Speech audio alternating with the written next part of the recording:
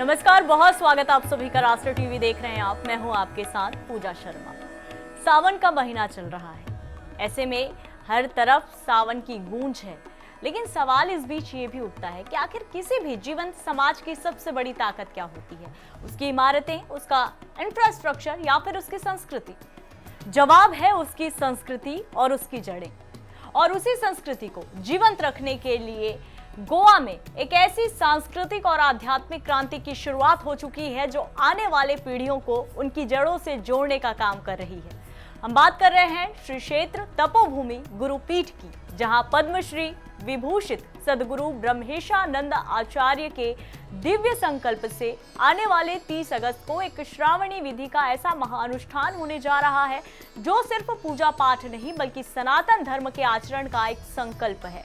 एक ऐसा मंच जिसने साल 2023 में हजारों हिंदुओं को एक सूत्र में पिरोकर इतिहास के पन्नों में और एशिया बुक ऑफ रिकॉर्ड्स में अपना नाम दर्ज करवाया था। इस भव्य श्रावणी विधि उत्सव और सनातन के इस पुनरुत्थान को समझने के लिए और समझाने के लिए आज हमारे स्टूडियो में बेहद खास मेहमान मौजूद हैं जो इस पूरे अभियान के रीढ़ की हड्डी हैं। पूज्य गुरुदेव के अनन्य शिष्य वेद मूर्ति शाइज जी और वेद मूर्ति अनूप जी, आपका बहुत स्वागत है। जय सच्चिदानंद। और शुरुआत कार्यक्रम की शाइज जी आपसे।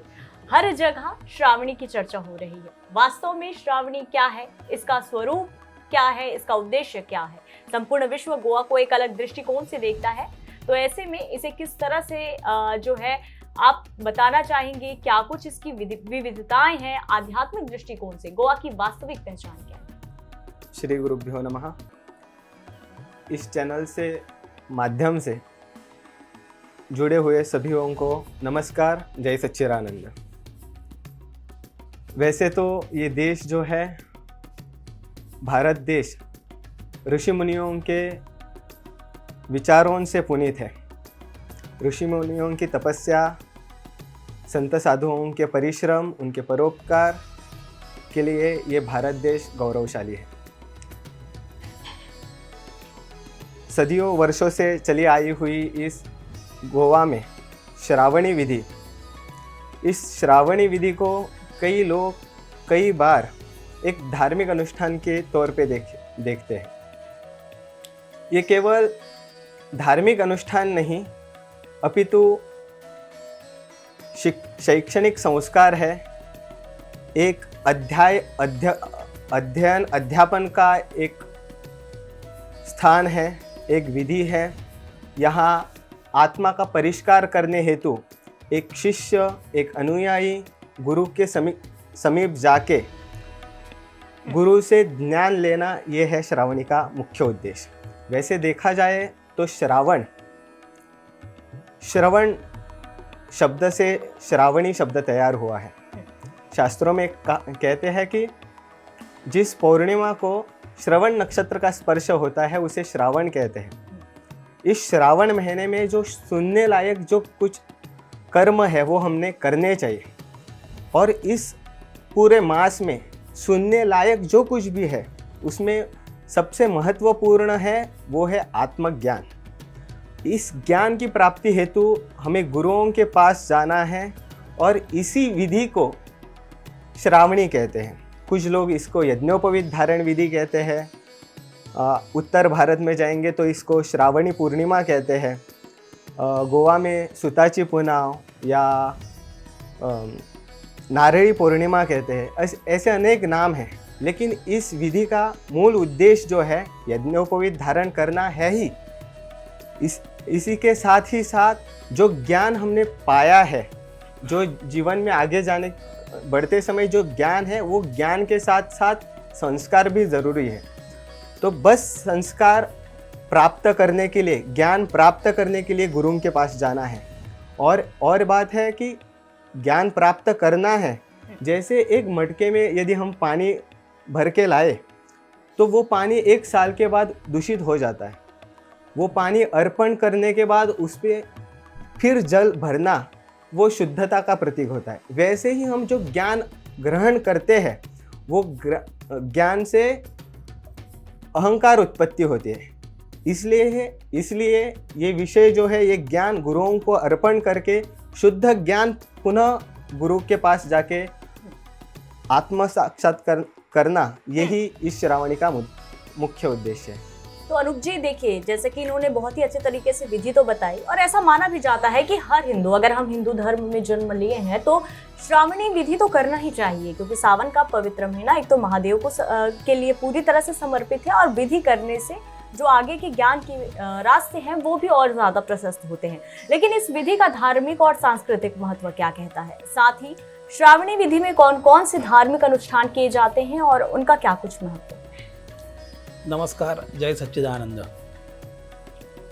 अगर श्रावणी विधि का महत्व हमें प्राप्त करना है तो हमें गुरुकुल पद्धति जो है वो समझना बहुत आवश्यक है। गुरुकुल पद्धति में बताया गया है कि जो गुरु हैं और शिष्य, उनका जो संबंध है वो ज्ञान के ऊपर है, और गुरु जब अपने शिष्य को ज्ञान देते हैं और वो ज्ञान प्राप्त करके शिष्य अपने जीवन में आत्मोद्धार करता है, इसी परंपरा को हमारे हिंदू धर्म में, हमारे हिंदू धर्म का ये मूल है। और श्रावणी विधि की संकल्पना अगर हम देखें तो पहले जो है वो उत्सर्जन क्रिया बताई गई है। सर्वे उत्सृष्टा वै वेदाः, मतलब हमने जो पूज्य गुरुदेव भगवान के सानिध्य में जाके ज्ञान प्राप्त किया है उसे गुरु के चरणों में ही जाकर अर्पण करना है। वैदिक काल में माघ मास में जो गुरु के आश्रम में जो शिष्य पढ़ते थे, उनके उदर निर्वाह के लिए, खेती इत्यादि करने के लिए वो वेदाध्ययन स्थगित करके अपना उदर निर्वाह करने के लिए बाहर निकल जाते थे। तो उत्सर्जन की क्रिया जो है वो माघ मास में की जाती थी, और 6 महीने तक ये जो वेदाध्ययन है, ज्ञान प्राप्ति का जो साधन है, वो स्थगित रहता था।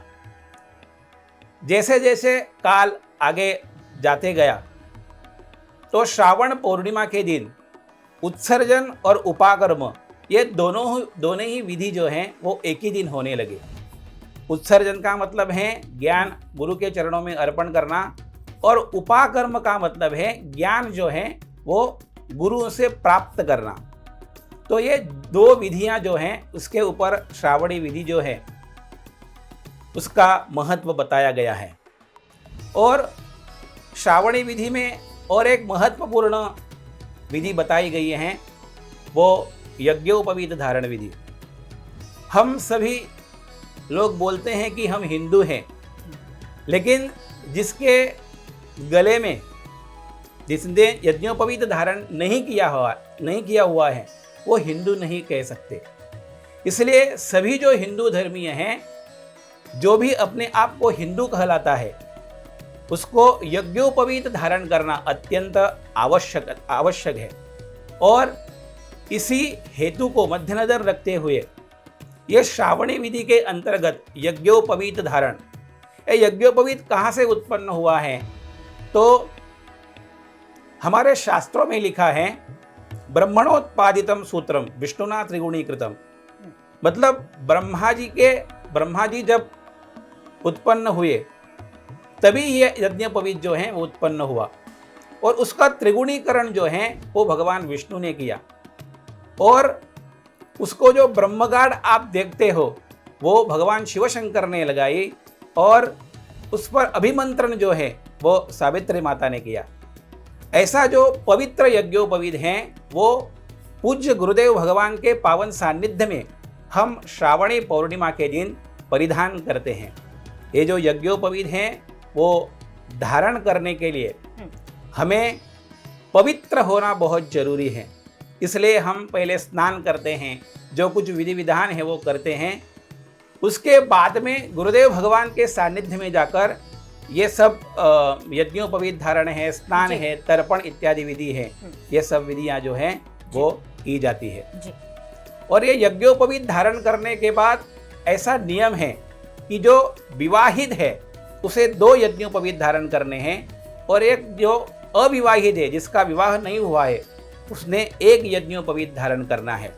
आप लघु शंका दीर्घ शंका के लिए जब जाएंगे तब ये जो यज्ञोपवीत हैं उसकी शुद्धता के लिए अपने दाएं कानों पर उसको लपेटना है, क्योंकि ये जो यज्ञोपवीत, ये जो व्रत आपने गुरुदेव भगवान के चरणों में बैठकर लिया हुआ है उसका आचरण करना बहुत जरूरी है जी। ये यज्ञोपवीत सिर्फ सूत्र नहीं है, अपितु हमारे जो गुरुदेव भगवान ने जो संस्कार दिए हैं वो संस्कार हमें पुनः स्मरण करने हेतु ये जो यज्ञोपवीत हम धारण करते हैं वो बहुत महत्वपूर्ण है। जी, वाकई जैसे कि शाहिद जी, यज्ञोपवीत यानी कि मैं आसान शब्दों में दर्शकों को समझाने के लिए कहूँ तो ये जनेऊ है, और जनेऊ संस्कार हम अलग अलग जगहों पर कहीं उपनयन संस्कार, कहीं श्रावणी विधि कहा जाता है। लेकिन जिस तरह से हमने देखा कि पहले भी 1000 से ज़्यादा लोगों को आप लोगों ने जनेऊ संस्कार करवाया था साल 2023 में। लेकिन शाहिद जी, ये बात भी गौर देने वाली बात है कि आज का जो यूथ है वो बहुत ज़्यादा मॉडर्न हो चला है। ऐसे में इन यूथ का यज्ञोपवीत संस्कार करने के बाद किस तरह से उन्हें इनका पालन करना चाहिए ताकि कोई भी चूक ना हो, ये बड़ा संस्कार माना जाता है, इसके लिए किस तरह से शिक्षा दीक्षा दी जाती है? जी, जैसे कि शुरुआत में ही बताया है कि ये बस जनेऊ धारण करना ही नहीं है, इसमें अनेक पहलू हैं। इसे विद्यारंभ संस्कार भी कहा जाता है। इसे गुरु से आत्मज्ञान प्राप्त करने का दिन भी माना जाता है। और इस सभी का मूल जो है तो धर्म है, और धर्म का आचरण जब करेंगे, धर्म में 16 संस्कार बताए हैं, इस सभी संस्कारों का आचरण करेंगे तो इसका कुछ तो लाइसेंस चाहिए होगा। तो ये लाइसेंस यानी अपना जनेऊ है। ये कम से कम लगभग 7 वर्ष का जब आयु का जब बच्चा होता है उसने ये धारण करना चाहिए। जब ये जनेऊ धारण करेगा उसके बाद उसको सभी धर्म में जो कुछ भी कार्य बताए हैं, धार्मिक जो कुछ भी विधियां हैं, उसके लिए वो परिपक्व होता है। तो ये जो यज्ञोपवीत धारण करना है इसका मूल उद्देश्य है उपवीत। उपवीत यानी यज्ञ यानी यज्ञ, या साक्षात गुरुदेव कह सकते हैं।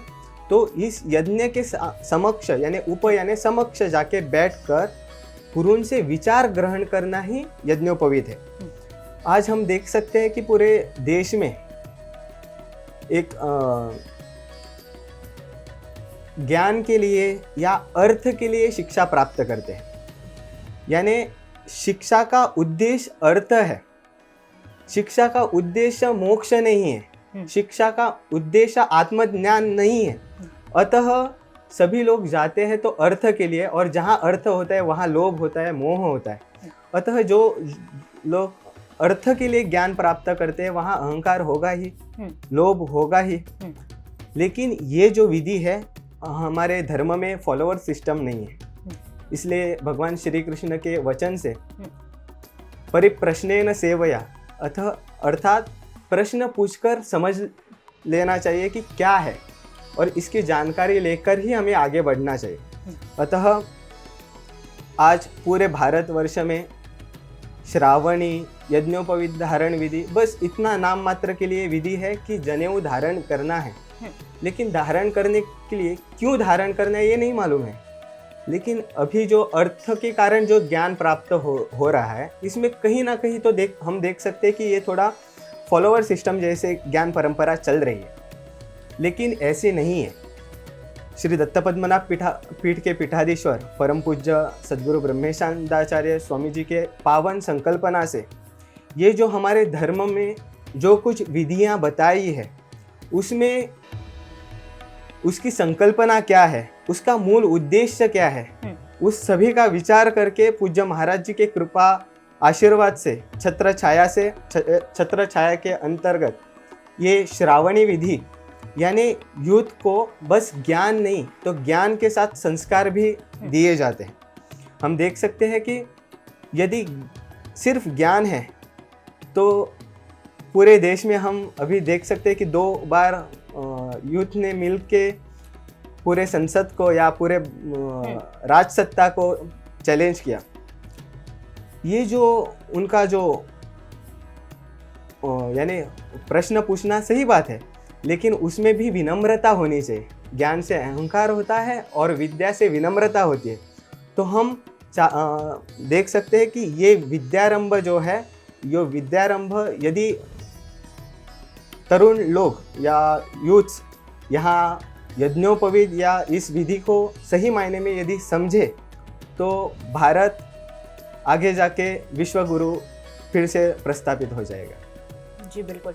लेकिन अभी ये ट्रेंड भी है कि कुछ लोग जनेऊ तो धारण कर लेते हैं लेकिन उसका पूरी तरह से पालन नहीं करते। तो कहीं ना कहीं जिस तरह से उनके लिए ये संस्कार बनाए गए हैं वो योग्य तो नहीं, शुभ फल दायक तो नहीं, लेकिन एक ट्रेंड के तौर पर ज़रूर हम देखते हैं कि पहना जाता है। तो इस पे अवेयरनेस की भी ज़रूरत है। बहरहाल अनुज जी, श्रावणी विधि की बात एक बार हम फिर करते हैं। तो सभा, दीपदान और रक्षाबंधन, इन दोनों विधियों को विशेष महत्व दिया जाता है। इन दोनों विधियों का धार्मिक, सामाजिक और सांस्कृतिक महत्व क्या है और साथ ही इन विधियों को क्यों करना चाहिए, ये भी आपसे जानना चाहेंगे।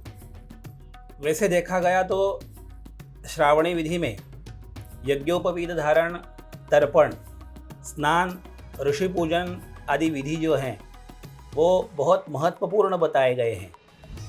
लेकिन ये सभी विधि विधान सभी पुरुषों के लिए है और हमारे समाज में, हमारे हिंदू धर्म में नारी को बहुत महत्वपूर्ण बताया गया है। यत्र नार्यस्तु पूज्यन्ते रमन्ते तत्र देवताः। जहाँ नारी का पूजन होता है वहाँ देवता ही वास करते हैं। इसलिए इस श्रावणी विधि में सभा दीपदान का महत्व ऐसा है कि जो भी स्त्री अपने सौभाग्य को अखंड प्राप्त करने हेतु अपने जीवन में, अपने कुटुंब में सुख, शांति, समाधान प्राप्त जिस स्त्री को करना है, उन्होंने इस श्रावणी पौर्णिमा के दिन आकर पूज्य गुरुदेव भगवान के सानिध्य में सभी विप्र बंधुओं के साथ जो दिया है वो गुरुदेव भगवान को दिखाकर अर्पण करना है।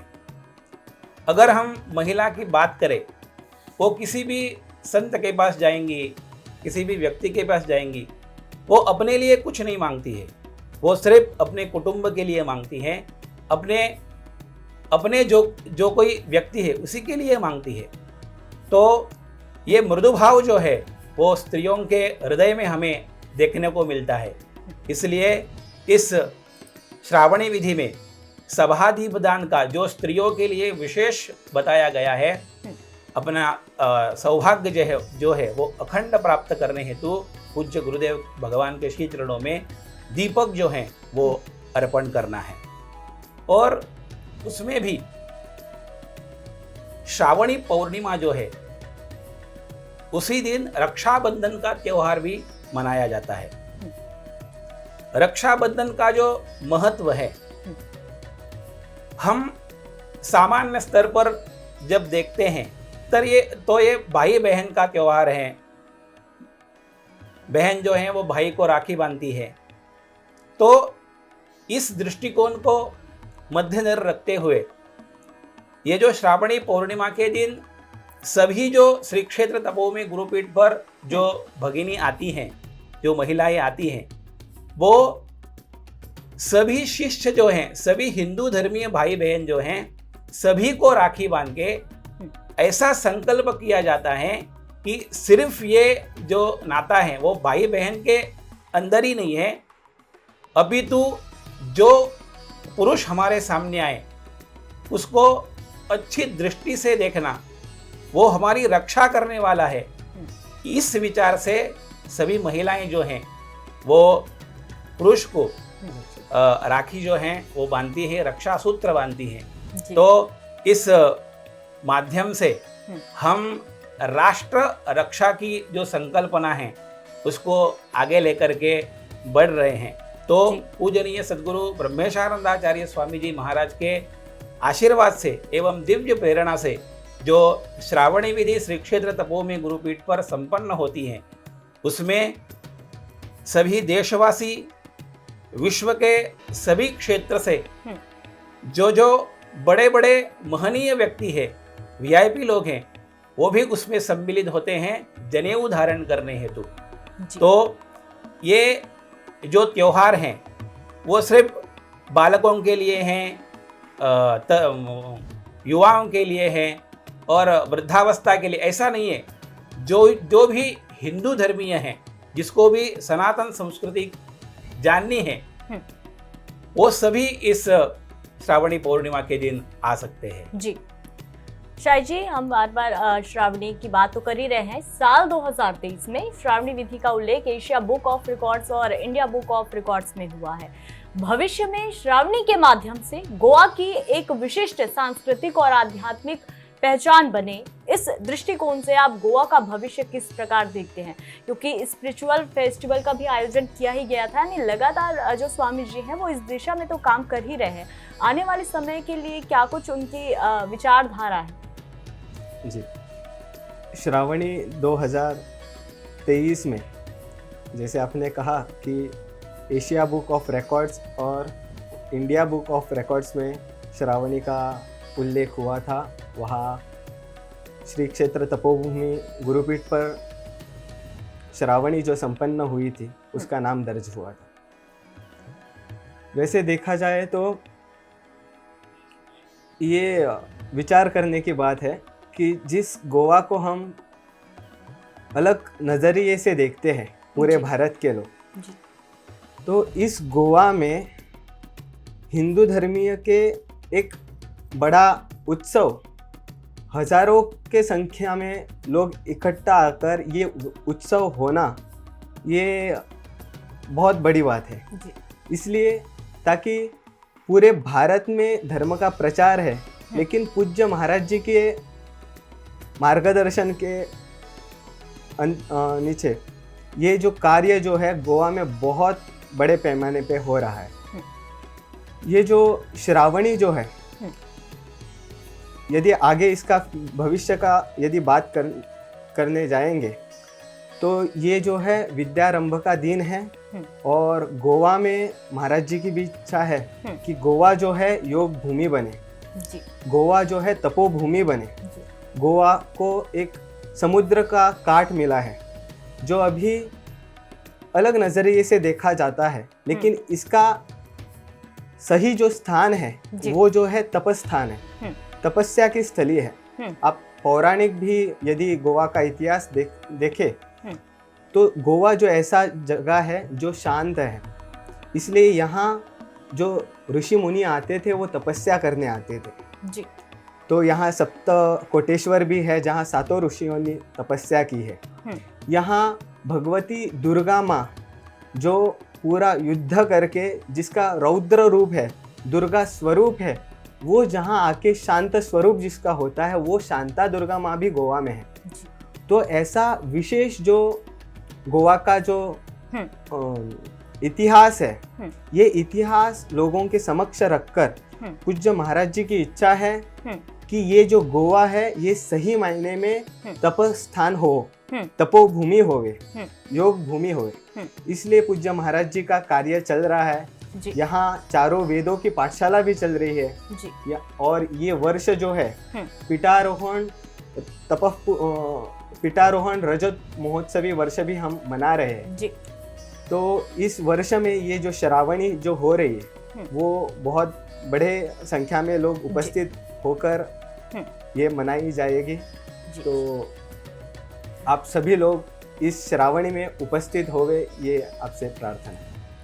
एक अंतिम सवाल अनुप जी, दिनांक 30 अगस्त 2026 को ये श्रावणी विधि आप लोग आयोजित करने जा रहे हैं, तो इस अवसर पर आप संपूर्ण हिंदू समाज और समस्त गोमंतकियों को क्या संदेश देना चाहते हैं, और जो हमारे इस कार्यक्रम के जरिए इस महोत्सव में जुड़ना चाहते हैं उनके लिए क्या कुछ व्यवस्थाएं की गई हैं?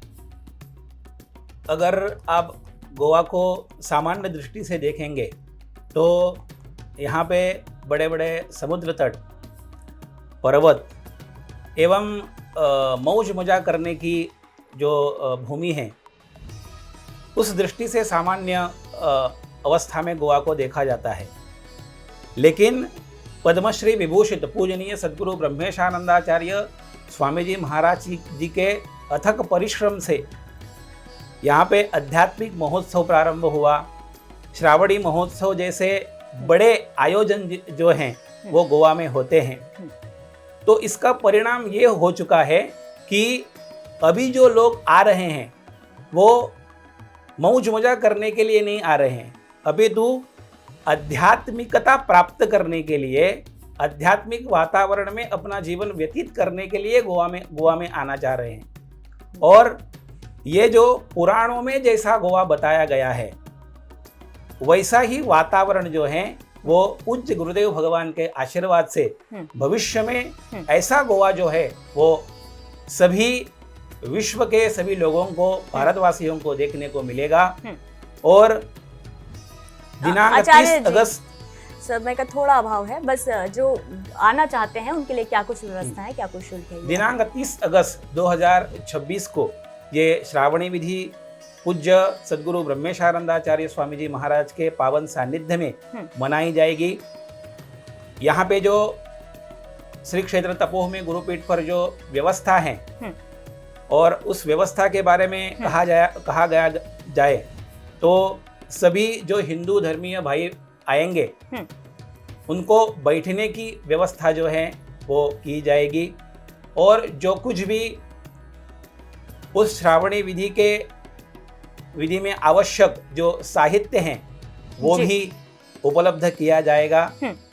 और श्रावणी विधि जो सुबह 7 बजे से दोपहर 2 बजे तक ये जो काल है उस संपूर्ण काल में सभी जो हिंदू धर्मी हैं उनको बैठना है।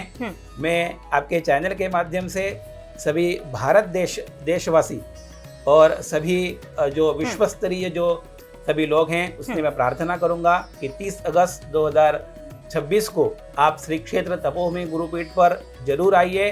पूज्य सद्गुरु भगवान के दर्शन एवं यज्ञोपवीत धारण हेतु जरूर पधारें। जय सच्चिदानंद।